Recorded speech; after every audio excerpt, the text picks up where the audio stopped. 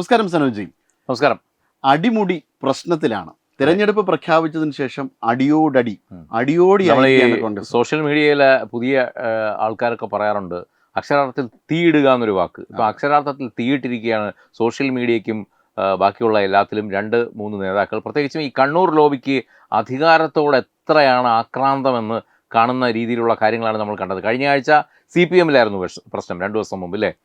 P K ശ്യാമളയുടെ സ്ഥാനാർത്ഥിത്വത്തെ സംബന്ധിച്ച് P K ശ്യാമളയുടെ ഹസ്ബൻഡായിട്ടുള്ള MV Govindan ഒരു വശത്ത്, മറ്റൊരു ഗോവിന്ദൻ മറുവശത്ത് സീറ്റ് വേണം എന്നുള്ള.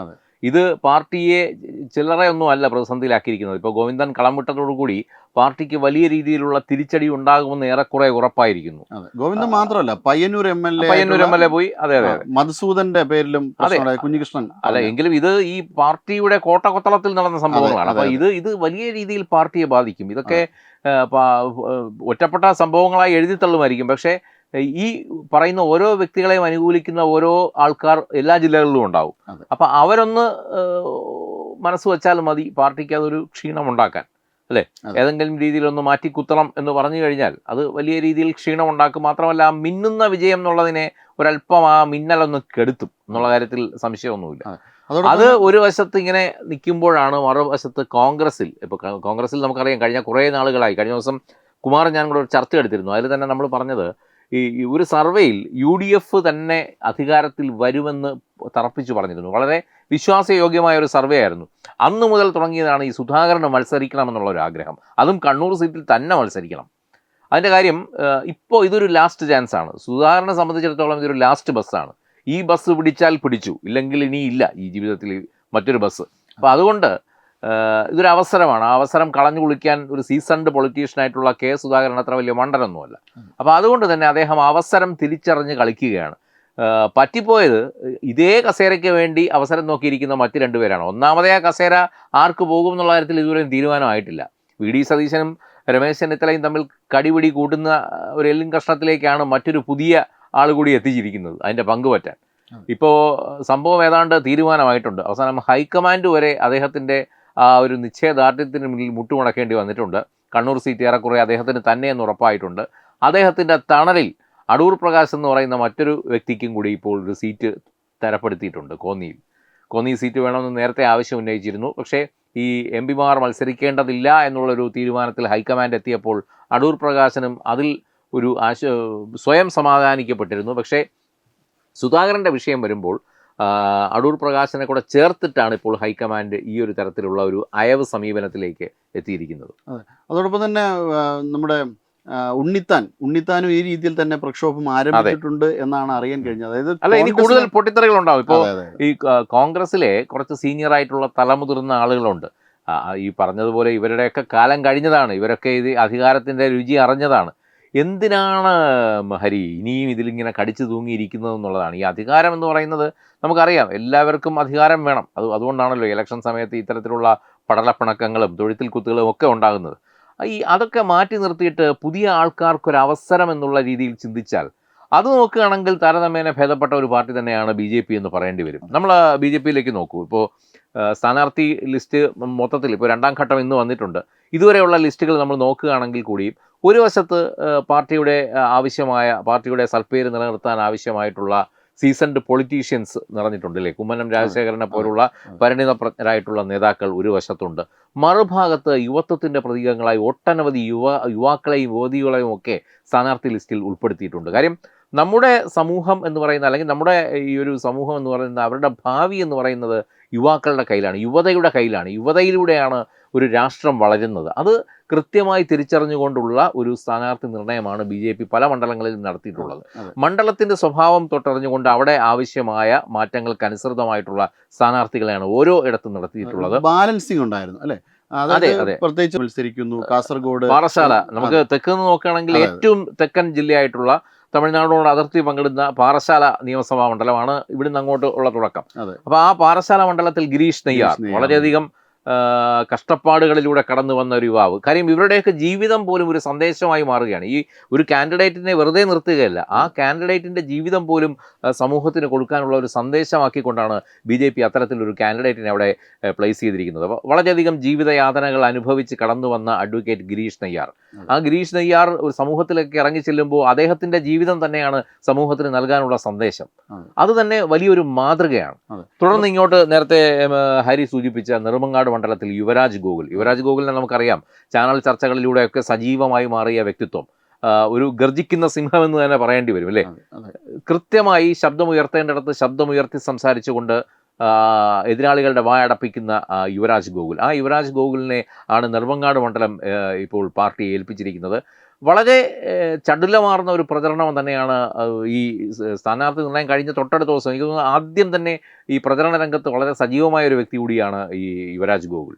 അതോടൊപ്പം തന്നെ ചിറയൻകീഴ് നമ്മുടെ ഏറ്റവും പ്രിയങ്കരായ ഡെപ്യൂട്ടി മേയർ ആശാനാഥ് മത്സരിക്കുന്നു. ഇനി അവിടെ നിന്ന് കുറച്ച് വടക്കിലോട്ട് പോയി കഴിഞ്ഞു കഴിഞ്ഞാൽ അവിടെ ML അശ്വിനി, കാസർഗോഡ്. കഴിഞ്ഞ പ്രാവശ്യം കാസർഗോഡ് വളരെ നിർണായകമായ രീതിയിൽ ഒരുപാട് വോട്ടുകൾ സമാഹരിക്കാൻ കഴിഞ്ഞിട്ടുള്ള ജില്ലാ അധ്യക്ഷ കൂടിയാണ് ML അശ്വിനി. അതോടൊപ്പം തന്നെ നവ്യ ഹരിദാസ് കോഴിക്കോട് മത്സരിക്കുന്നുണ്ട്. രജനീഷ് ഉണ്ട്. അതോടൊപ്പം തന്നെ തലശ്ശേരിയിൽ O നിതീഷ്, ABVP സംഘടനാ സെക്രട്ടറി, അഖില ഭാരതീയ തലത്തിൽ സംഘടനാ സെക്രട്ടറി ആയിരുന്ന O നിതീഷ്, ഷൊർണൂർ ശങ്കുറ്റിദാസ് മത്സരിക്കുന്നു. ആ രീതിയിൽ BJP വളരെ ബാലൻസിങ് ആയിട്ടുള്ള രീതിയിൽ വെറ്ററൻസിനെയും, അതായത് വളരെ പരിചയസമ്പന്നരായിട്ടുള്ള ആൾക്കാരെ ഒരു ഭാഗത്ത്, മറ്റൊരു ഭാഗത്ത് യുവനിരയെ മറ്റൊരു ഭാഗത്ത്, അങ്ങനെ വളരെ ബാലൻസിങ് ആയ രീതിയിൽ കാര്യങ്ങൾ മുന്നോട്ട് കൊണ്ടുപോകുമ്പോഴാണ് അവിടെ കുറച്ച് കടൽ കിഴവന്മാരായിട്ടുള്ള ആൾക്കാർ കടന്ന് അങ്ങോട്ടും ഇങ്ങോട്ടും പോരടിക്കുന്നു. തങ്ങൾക്ക് വേണ്ടി തന്നെ അധികാരം വേണം, എല്ലാ കാലത്തും തങ്ങൾ തന്നെ ഈ നിയമസഭകളിൽ എത്തണം, ആ രീതിയിൽ നിയമസഭയെ ഒരു വൃത്തസദനം പോലെ ആക്കുന്ന രീതിയിലുള്ള പ്രവർത്തനങ്ങളുമായിട്ട് മുന്നോട്ട് പോകുന്നത്. കാലം ഇത്ര കഴിഞ്ഞിട്ടും ഇതിന് കോൺഗ്രസിനായിക്കോട്ടെ ഇടതുപക്ഷത്തിനായിക്കോട്ടെ ഇതിൽ കാര്യമായ രീതിയിൽ ഒരു മാറ്റവും സംഭവിക്കില്ല. മറ്റേ ഭാഗത്തേക്ക് നോക്കുകയാണെങ്കിൽ, ഇടതുപക്ഷത്തിൻ്റെ ഭാഗത്തേക്ക് നോക്കുകയാണെങ്കിൽ അവിടെ ഒരു കുടുംബാധിപത്യത്തിന് വേണ്ടിയിട്ടുള്ള ഒരു കടുത്ത ശ്രമം തന്നെയാണ്. അതായത് ഗോവിന്ദൻ്റെ കുടുംബവും പിണറായിയുടെ കുടുംബവും രണ്ട് കുടുംബമാണ് ഇപ്പോൾ LDF ഭരിക്കുന്നത്, അല്ലെങ്കിൽ CPM ഭരിക്കുന്നത് എന്ന് പറയേണ്ടി വരും. ആ രീതിയിൽ തന്നെയാണ് അവർ ആൾക്കാരെ നിശ്ചയിക്കുന്നതും. ഇന്ന ആളിനെ ഇന്ന മണ്ഡലത്തിലേക്ക് വേണം, ആ ആൾക്കാരെ മത്സരിപ്പിക്കാൻ പറ്റുള്ളൂ. പാർട്ടി ഗ്രാമം എന്നൊക്കെയുള്ളത് ഇപ്പോൾ പാർട്ടി കുടുംബമായി മാറിയിരിക്കുകയാണ്, കുടുംബത്തിലുള്ള പാർട്ടിയായി മാറിയിരിക്കുകയാണ്. അതെ, അത് പ്രത്യേകിച്ചും ഈ PK ശ്യാമളയുടെ കാര്യം എടുത്തു കഴിഞ്ഞു കഴിഞ്ഞാൽ ആന്തൂറിൽ സാജന്റെ മരണത്തിന്റെ ഏറ്റവും പ്രധാനപ്പെട്ട കാരണം അത് ചൂണ്ടിക്കാണിച്ചിട്ടാണ് TK ഗോവിന്ദൻ എന്ന അവരുടെ സമുന്നതനായ നേതാവ് തന്നെ, പാർട്ടി സെക്രട്ടറിയേറ്റ്, വളരെ ദീർഘനാളത്തെ പ്രവർത്തന പരിചയമുള്ള TK ഗോവിന്ദൻ പാർട്ടി വിടുന്ന ഒരു സാഹചര്യം ഉണ്ടായിരുന്നു. തീർച്ചയായിട്ടും. ഈ ഹരി, വേറൊരു കാര്യം നോക്കുകയാണെങ്കിൽ കഴിഞ്ഞ ഒരു 4-5 മാസത്തിനുള്ളിൽ കോൺഗ്രസിൽ നിന്ന് എത്ര നേതാക്കളാണ് തൊഴിഞ്ഞ് BJPയിലേക്ക് വന്നത്? കാര്യം വരുന്നവരൊക്കെ പറയുന്നത് ഇത് ഞങ്ങൾ അവിടെ അത്രത്തോളം അപമാനിക്കപ്പെട്ടിട്ടുണ്ട്, കഷ്ടപ്പെട്ടിട്ടുണ്ട്, ഒറ്റപ്പെടുത്തി കളഞ്ഞു എന്നൊക്കെ ഉള്ളതാണ് അല്ലേ. ഒരുപാട് വനിതാ നേതാക്കളുണ്ട്, അതുപോലെ തന്നെ പ്രബലരായ ഇപ്പം KPCCയിൽ പോലുമുള്ള പല വ്യക്തിത്വങ്ങളും ഇങ്ങോട്ട് പോരുന്നുണ്ട്. അപ്പോൾ എന്തുമാത്രം പ്രഷറിലാണ് ഇവരൊക്കെ അവിടെ നിന്നിട്ടുള്ളതെന്നുള്ളതാണ് കാര്യം. വർഷങ്ങൾ ഇത്രയുമായിട്ടും ഇവർക്കൊരു ചെറിയ അവസരം പോലുമില്ല, പലരും അവമാനിക്കപ്പെടുന്നു. ഈ പറയുന്ന ഇവരുടെ നേതാക്കളെ ഒന്നും ഇവർക്കൊന്നും കാണാൻ പോലും കിട്ടുന്നില്ല എന്നുള്ളതാണ് സത്യം. അതെ, പ്രത്യേകിച്ചും സനോജി നേരെ സൂചിപ്പിച്ചതുപോലെ ഇപ്പോൾ KPCCയിൽ ഉണ്ടായിരുന്ന KPCC സെക്രട്ടറി ആയിരുന്ന തൊടിയൂർ രാമചന്ദ്രൻ, അതോടൊപ്പം തന്നെ ജോബ് ഇപ്പോൾ ആലപ്പുഴയിൽ മത്സരിക്കുന്നുണ്ട്. ആ രീതിയിൽ നിരവധിയായിട്ടുള്ള ആൾക്കാരാണ് കോൺഗ്രസ് രാഷ്ട്രീയം വിട്ട് തന്നെ പോകാൻ പോകുന്നത്. VS ശിവകുമാർ പാർട്ടി വിടാൻ്റെ വക്കോളം എത്തിയതാണ്. ഇപ്പോൾ എന്തോ ഒരു സാഹചര്യത്തിൽ വളരെ സമാധാനിപ്പിച്ചൊക്കെ ഇരുത്തിയിരിക്കുന്നു എന്നാണ് കേൾക്കുന്നത്. അങ്ങനെ പലരും കോൺഗ്രസിൽ നിന്നും കമ്മ്യൂണിസ്റ്റിൽ നിന്നും പടി ഇറങ്ങുന്നു എന്നുള്ളതാണ്. കാരണം ആ രീതിയിൽ അവിടെ പ്രവർത്തിച്ച് മുന്നോട്ട് കൊണ്ടുപോകാനായിട്ട് സാധിക്കില്ല എന്നുള്ളത് കൊണ്ടാണ് ഇവരെല്ലാവരും തന്നെ പടിയിറങ്ങുന്നത്. പ്രത്യേകിച്ചും കേരളത്തിൻ്റെ ഒരു സാഹചര്യം എടുത്തു കഴിഞ്ഞ് കഴിഞ്ഞാൽ വരുന്നവരും പോകുന്നവരും എല്ലാവരും നേതാക്കളാകുന്ന ഒരു സാഹചര്യം. ഏറ്റവും കൂടുതൽ ആൾക്കാരായിരിക്കും സദസ്സിനേക്കാൾ ഏറ്റവും കൂടുതൽ ആൾക്കാർ വേദിയിലിരിക്കുന്ന സാഹചര്യം. ഇപ്പം ഒരു കാര്യം കൂടെ ഉണ്ട് ഹരി, കാര്യം ഇവിടുന്ന് BJPയിൽ നിന്ന് വലിയ മോഹവുമായി കോൺഗ്രസിലേക്ക് ചേക്കേറിയ ഒരു നേതാവുണ്ട്. ഇപ്പം മണ്ണും ചാരി നിന്നവൻ പെണ്ണും കൊണ്ടുപോയി എന്നുള്ള അവസ്ഥയിൽ ഒന്നുമില്ലാതെ ഇരിപ്പുണ്ട്. തൃക്കരിപ്പൂർ സീറ്റ് കൊടുത്തപ്പോൾ തൃക്കരിപ്പൂരുള്ളവർ പറയുന്നത് ഞങ്ങൾക്ക് ഇയാളെ വേണ്ടാന്നാണ്. അത് കോൺഗ്രസ്സുകാർ, അവിടുത്തെ കോൺഗ്രസ്സുകാരാണ് പറയുന്നത്. അപ്പം അങ്ങനെ നോക്കുകയാണെങ്കിൽ സന്ദീപ് വാര്യർ ഇനി എങ്ങോട്ട് പോകും എന്നുള്ളതാണ്. തവനൂർ ഇദ്ദേഹം തന്നെ ഒരു ഫ്ലക്സ് ഒക്കെ കൊണ്ടുവച്ചു, തവനൂരിലേക്ക് സന്ദീപ് വാര്യരുടെ ഈ ഒരു അവസ്ഥ അന്ന് തന്നെ, അതായത് പാലക്കാട് നിന്നും പുള്ളി പാർട്ടിയെ ഒറ്റി ഇറങ്ങി പോകുമ്പോൾ തന്നെ നമ്മൾ പറഞ്ഞതാണ്, ഇയാൾ വട്ടപൂജ്യനാകാനാണ് അങ്ങോട്ട് ഈ പോകുന്നത്. അടുത്ത നിയമസഭാ തെരഞ്ഞെടുപ്പിൽ എന്തൊക്കെയോ ആകാം എന്നുള്ള ഒരു വ്യാമോഹത്തിൽ ഇറങ്ങി പുറപ്പെട്ടതാണ്. പക്ഷേ ഒന്നും ആകാൻ പോകുന്നില്ല എന്നുള്ളതാണ് സത്യം. തീർച്ചയായിട്ടും ഒരു സമ്പൂജ്യനായ ഒരു നേതാവായി ഇനി പുള്ളിക്ക് എവിടെയെങ്കിലും ഒരു സീറ്റ് കിട്ടിയെന്നിരിക്കട്ടെ, അവിടുത്തെ കോൺഗ്രസ്സുകാരെ തന്നെ പുള്ളി തോപ്പിച്ചോളും. അത് യാതൊരു സംശയമില്ലാത്ത കാര്യമാണ്. ആ രീതി തന്നെയാണ് കാസർഗോഡ് DCC പ്രസിഡന്റ് ആയിട്ടുള്ള PK ഫൈസൽ ഇന്നലെ പറഞ്ഞത്. ഞങ്ങൾക്ക് വേണ്ട, സന്ദീപ് വാര്യറിന് വേണ്ട.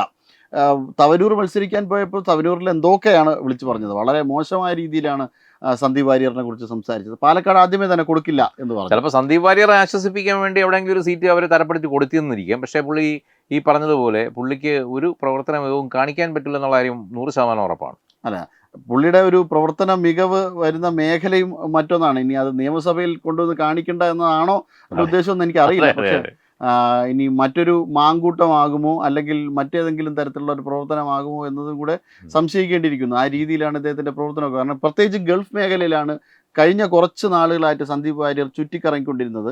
അവരെ കയ്യിലെടുത്തുകൊണ്ട് ആ മേഖലയിലേക്ക് പോകാമെന്നാണ് ഇദ്ദേഹം വിശ്വസിക്കുന്നത്. മാങ്കൂട്ടം ആ ട്രോഫി കരസ്ഥമാക്കിയപ്പോൾ പുള്ളി സെക്കൻഡ് പ്രൈസുകാരനെ പോയ ഒരാളാണ്.